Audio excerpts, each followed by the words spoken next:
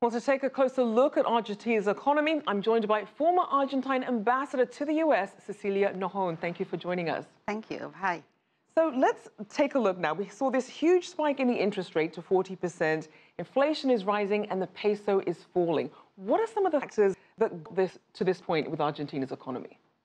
Well, you know that recently the country has been facing a severe currency run against the peso that was posted by a reversal in the confidence on the economy and on the Macri administration to deliver on its promises and to put a consistent economic plan for the country. So the central bank ended up hiking the interest rate to 40%, trying to put a stop to the capital flight. But even though they have also spent $8 billion in the last months trying to stop the depreciation has been very significantly a 20% depreciation rate since the beginning of the year. So this is now going to prices and having very strong consequences on the real economy and on the people's lives as well. Now, you mentioned this turn in confidence, and we know that President Macri came into office with a lot of economic reforms that he wanted to push through. Which ones has he been able to push through, and how effective have they been? Well, he's been 2.5 years in office now.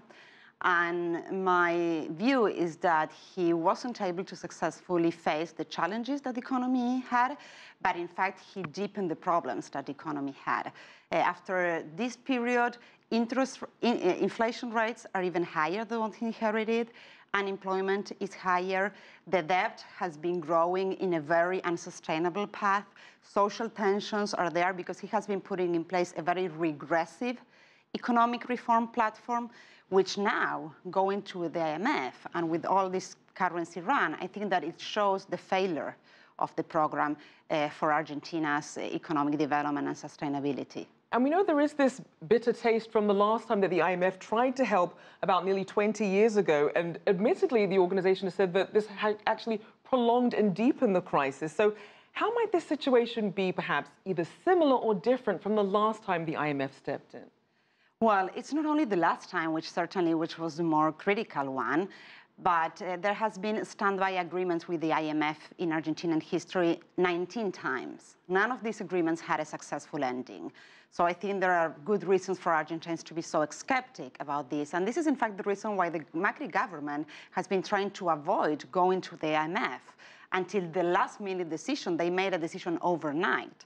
So this puts Argentina in a very fragile situation also in relation with the IMF. It's a very risky political move by the president. But more importantly, I think that the recommendations and the conditionalities that the IMF will likely put in place may only deepen and create a recession and create a more complicated situation because of the austerity packages. So it's a very fragile economy, right, with a high risk of really deepening its problems. So then if the reforms aren't working and what we've seen from the IMF hasn't worked before, what are some of the alternatives then that Argentina should be looking at? Well, the Macri government has basically put a strong bet on a very speculative economy. He liberalized very extremely the balance of payments, so short-term capital flows and debt has been sustaining the recovery because there's been a 2% growth over the last year and it was expected for this year. I think that Argentina should shift from this very speculative, short-term, regressive pattern to a real long-term development strategy. Right. That it's inclusive, that thinks in developing the productive sectors, you know, industry, exports, and gives competitiveness to the economy. And that basically, instead of damaging the people's conditions with the expectation that the business sector will save or that the financial sector will save the economy, in fact decides to propose and to invest in people. So I think there's a path ahead, and the Macri government is yet in the possibility of changing course, but it will have to be fast, right, and certainly it won't imply following the IMF advice, because the risks of an unsustainable path in terms of debt are also very, very serious. So then what do you see as the potential growth drivers for Argentina's economy?